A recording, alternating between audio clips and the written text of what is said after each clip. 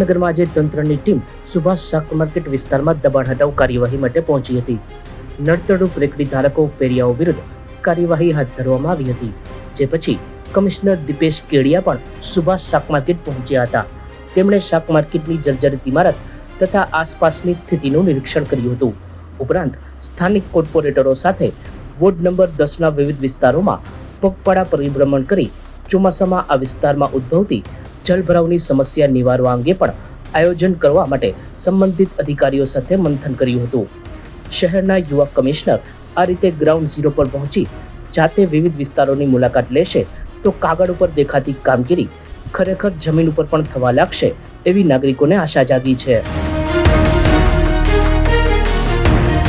Ward number 10 અને આજુબાજુના વિસ્તારની આજે મુલાકાત લેવામાં આવી અમારી ટીમની સાથે અને આ વિસ્તારના અમુક ભૂગર્ભના પાણીના અને એન્ક્રોચમેન્ટને લગતા પ્રશ્નો છે એ બધી વસ્તુનું નિરીક્ષણ સ્થાનિક નગરસેવકો સાથે કરવામાં આવેલ અને લોકોની જે તકલીફ છે એ અમને ખ્યાલ છે આમ તો, અને એના માટે અમારું તંત્ર પણ કાર્યરત છે એને નિકાલ કરવા માટે.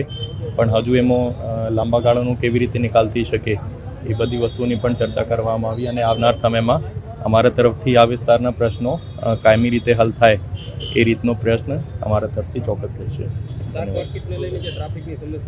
એ પણ વસ્તુ અમે નિરીક્ષણ કરી આપ જોઈ શકો છો, એટલે પણ એક આ વિસ્તારનો પ્રશ્ન છે જ અમે જાણીએ છીએ, એના માટે પણ આયોજન રહેશે.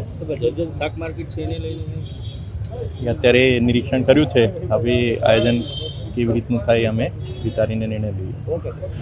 સચોટ સમાચારો સૌથી ઝડપી મેળવવા માટે અમારી ચેનલને સબસ્ક્રાઇબ કરો.